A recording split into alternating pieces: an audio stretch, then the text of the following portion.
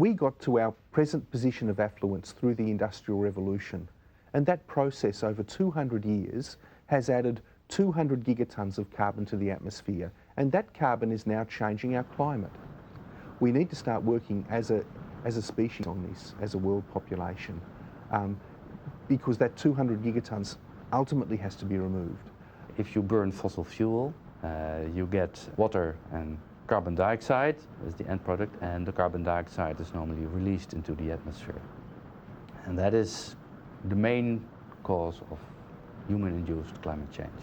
First of all, you can try to prevent CO2 to go into the atmosphere, and that is by using other techniques like renewable energy or nuclear, which do not produce CO2 for producing energy.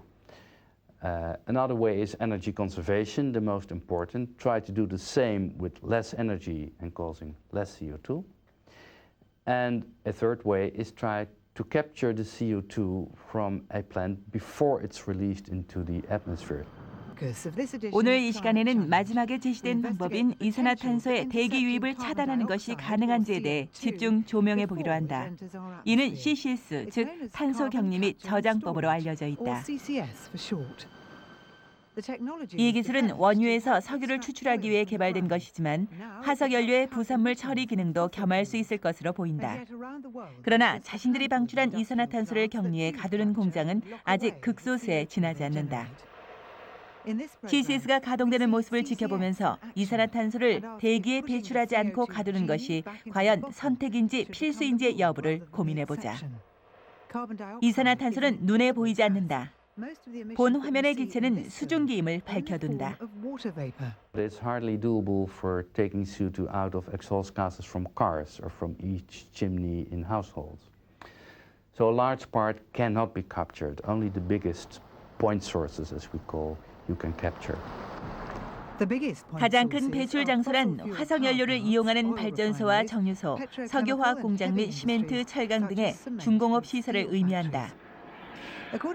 기후변화에 관한 정부 간 협의체 IPCC에 따르면 대기로 유입되는 5톤의 이산화탄소 중 3톤 이상이 이들 시설에서 배출된다고 한다.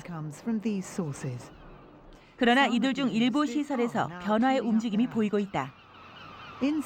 북극권에 있는 노르웨이의 한 마을, 지구 최북단에 위치한 이곳 함메르페스트는 최근까지도 어업이 유일한 경제활동이었지만 이제 곧 천연가스 생산에도 참여할 계획이다.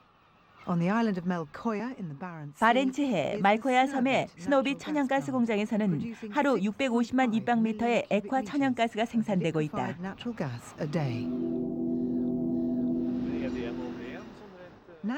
천연가스는 가장 청정한 화석연료이긴 하지만 이산화탄소 함유율이 무려 10%에 달하기 때문에 천연가스 시장에 내보내기 전에 이산화탄소를 제거해야 한다. 제거 공정은 이 두 개의 대형 컨테이너에서 진행된다. 좌측 컨테이너의 하부로 이산화탄소가 섞인 천연가스가 들어가면 컨테이너의 위쪽에서 이산화탄소와 결합하는 성질을 지닌 화학 성분이 주입되고 이산화탄소와 결합한 화학물질은 탱크 바닥으로 가라앉는다. 이 물질이 옆에 있는 컨테이너로 밀려나가는 과정에서 이산화탄소는 완벽히 제거된다. 여기서 다시 흡수체와 이산화탄소가 분리되는데 중력에 의해 무거운 흡수체는 바닥으로 가라앉고 분리된 이산화탄소는 떠올라 냉각 과정을 거친 후 압축되어 액체 상태가 된다. 이러한 공정을 거친 이산화탄소는 대기로 배출되는 대신 땅속으로 되돌아간다. This is the Co2 pipeline where it goes into the ocean. It goes through here. It's 153 kilometers long, goes along the seabed, first through the fjord, then into the ocean, the Barents Sea, and it arrives at the subsea wellhead, 340 meters below the ocean, and from there is a well 2,200 meters into the geology where the CO2 arrives in a sandstone formation filled with salt water, and that's where it will be stored safely for thousands and possibly millions of years. 정유 회사인 스탯 오일은 올 한 해 스노비 공장에서 분리한 70만 톤의 탄소 가스를 지하에 매장할 것이라고 주장한다. 탄소가스 격리와 저장은 지구 반대편에서도 진행되고 있다. 알제리 사하라 사막에 위치한 인샬라 가스 공장은 영국 BP와 합작으로 운영되는데 지난 2004년부터 연간 120만 톤의 이산화탄소를 격리해왔다. 그렇다면 CCS 방식의 천연가스 공장 전체로 확대되지 않는 까닭은 무엇일까? 이유는 간단하다. 마땅한 이산화탄소의 이용책이 없다면 대기로 방사하는 편이 오히려 비용 절감이 되기 때문이다. 그러나 경제 분야의 온실가스 배출 규제를 위해 채택된 교토 의정서를 계기로 상황이 바뀌고 있다. 교토 의정서 회원국 기업들은 허용치 이상의 이산화탄소를 배출할 경우 과태료를 문다. We have this plant, we have the CO2 capture facility. It is sort of paid by the CO2 tax system because otherwise if you had released the CO2 to the air, we would have paid a very, very high tax on it. 이는 배출 허용치 이상의 이산화탄소 1톤당 얼마의 값을 지불하는 제도다. 이 탄소 배출권은 청정개발 체제 CDM 하에서 거래될 수 있다. European countries and Japan and New Zealand are part of the Kyoto Protocol, which have this cap and trade system in place. Then what you get is a certain price for CO2. And then it may become profitable to store CO2 underground. And from the work from IPCC, it shows that this price should be, say, above $25 to $30 per ton CO2.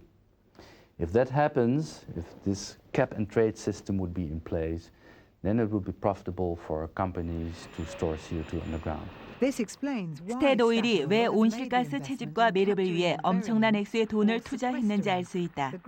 스탯 오일은 유럽의 대규모 연료 회사들처럼 정부의 규제를 받고 있기 때문에 만약 온실가스 격리를 받아들이지 않을 경우 회사는 초과 배출분에 대해 탄소가스세를 부담해야 한다. 정부에 납부해야 할 세금보다 온실가스 격리 및 매립 설비를 갖추는 비용이 더 저렴하다는 계산이 나온다. 제도의 이러한 특성 때문에 일부 기업들은 교토 의정서 승인이 자신들의 경쟁력을 떨어뜨린다며 불만을 토로하고 있다. 걱정하는 과학자들의 모임 주요 멤버인 맥쿼리 대학의 플래너리 교수는 교토 의정서 승인을 거부하는 선진국들이 CCS의 발전을 저해한다고 말한다. And one of the great disappointments for me has been seeing my own country of Australia and the United States stay outside the Kyoto Protocol. And staying outside it weakens our global resolve or weakens our ability as a species to deal with this issue. 지구의 석유와 천연가스가 언제쯤 바닥을 드러낼지는 아무도 모른다. 그러나 한 가지 확실한 것은 석탄은 수백 년이 지난 후에도 고갈되지는 않을 것이라는 사실이다. 금세기 중반 이후에도 화석 연료에 대한 에너지 의존도가 높다면 석탄이 단연 으뜸을 차지할 것이다. 노스 다코다 대학 연구 결과에 따르면 세계 전력의 40%가 석탄을 이용해 생산되고 있는데 중국의 석탄 의존도는 무려 75%, 미국의 경우 역시 50%를 상회한다고 한다. 미국처럼 인구 저밀 지역이 존재하는 나라에서는 노천 채굴 방식이 효과적이다. 노스 다코다의 뷰라도 그중 하나다. Even though coal here is millions and millions of years old and has been around for a long, long time, it can still be our fuel of the future. Because one of the benefits of having it here, it's a long-term resource, it's a plentiful resource, an economical resource, and it's one of the biggest economic inputs into North Dakota's economy. It generates millions of dollars in tax revenue, business revenue. It provides thousands of jobs in the state. In North Dakota, there are 7 power plants plus the gasification plant. There's enough resources or enough reserves in North Dakota to fuel these plants for at least the next 800 years. 석탄이 연소할 때는 석유가 연소할 때보다 35%, 천연가스보다 72%의 이산화탄소가 더 발생한다. The problem we're facing at the moment is the pollution problem caused by burning fossil fuels. And you know, when you burn a ton of carbon, and some coal is almost pure carbon, you create 3.7 tons of carbon dioxide, a far greater stream of pollution than you get from burning oil. So I don't think coal can be the solution there, unless we can sequester the carbon.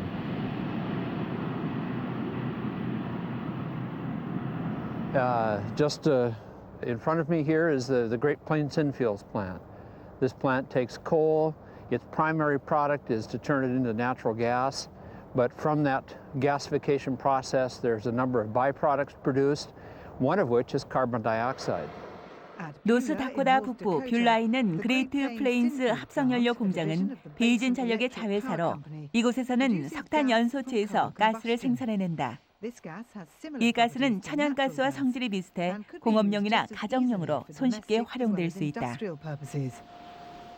이곳 뷰라에서도 노르웨이의 스노비데서와 같은 기술을 사용해 가스 속에 함유된 이산화탄소를 격리하고 있다. 하지만 이산화탄소를 처리하는 문제에 있어 정부의 개입이 없다는 차이점이 있다.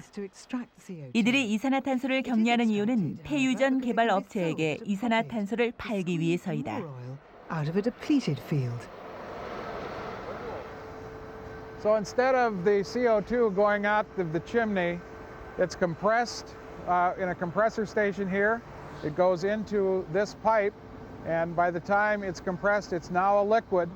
It goes down the pipeline, and here's where it goes into the ground and is sent 200 miles north to Canada for enhanced oil recovery. 격리 후 액화 처리된 1억 6천 입방미터의 이산화탄소는 수송관을 통해 매일 캐나다에 있는 웨이번 유전으로 보내지고 여기서 펜 캐나다 석유 회사가 이를 인수한다. 펜 캐나다 석유 회사에서는 이 액화 이산화탄소를 생명에 대한 폐유전에 주입한다. 이때 액화 이산화탄소가 용매로 작용해 작은 돌틈에 끼어 있는 석유를 녹여 지표면으로 끌어올릴 수 있게 해준다. 한편 영원히 땅 속에 잠들어 있을 뻔했던 석유를 끌어올린 이산화탄소는 땅 속에 그대로 남는다.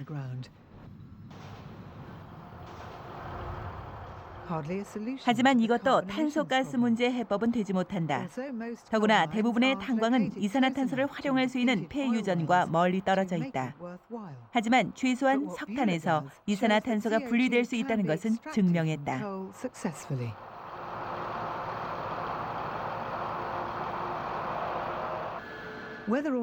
사실 이 기술은 환경을 생각해 개발된 기술이라기보다는 그저 하나의 사업 모델에 불과하다. Right now, we are removing approximately 40 to 45% of the total carbon dioxide that is generated by this facility. Obviously, because this was an economic type of venture, we gathered the easiest carbon dioxide to recover and to compress up to the Weyburn field. The other 55% ends up being emitted through our stack. But for us, as it stands right now, it's a purely economic decision on whether or not we would recover more. Well, there needs to be an incentive for companies and electricity companies to apply this technology. It will cost them money, and if there is no incentive, they simply won't do it because it's too expensive. The only way they can be seduced to do that if a ton of CO2 released to the atmosphere would cost them money. So that's why, for instance, in the Kyoto Protocol, there is a cap on emissions. 사막 국가와 북극의 빙하 국가의 구분을 떠나 해당 정부가 교토 의정서를 따르느냐 마느냐가 관건이다. 노르웨이처럼 협정에 합의한 나라에서는 정부에서 온실가스를 매립하는 고비용의 사업을 추진하도록 지원하고 있다. 그러나 미국처럼 협정을 거부한 나라의 정부에서는 어떠한 움직임도 없다. But basically, the United States has not signed off on the Kyoto Treaty, and I for myself, I really have no opinion as to the total details of the Kyoto Treaty. There's two sides to every story. One band of people say, yes, it definitely is, contributes to the greenhouse effect.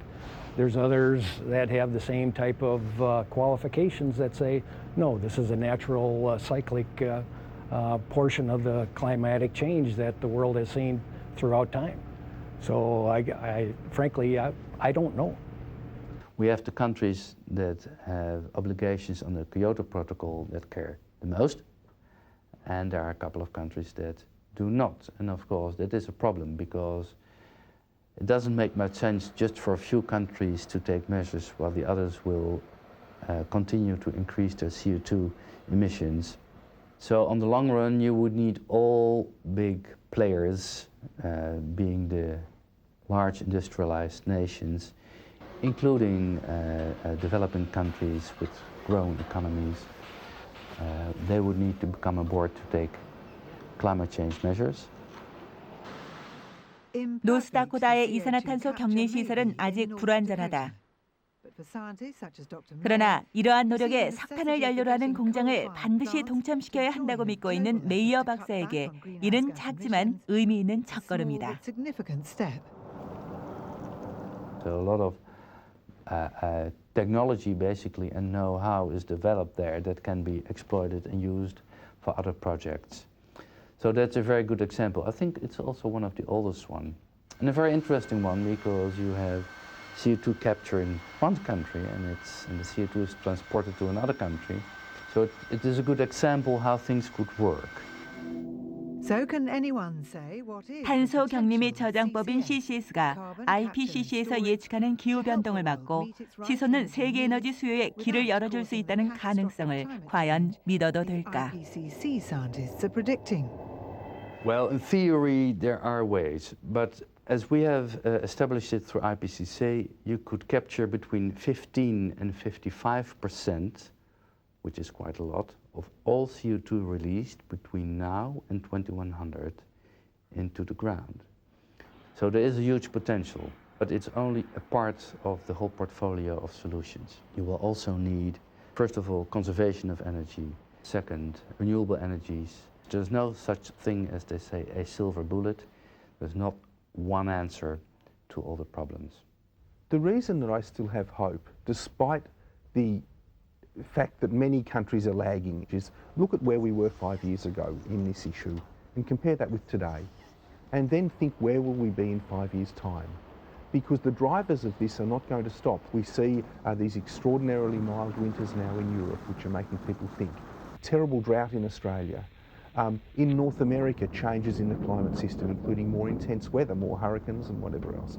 So as this all shifts, the pressure will be on. So in 5 years' time, we will be in a different position to where we are today, and that gives me hope.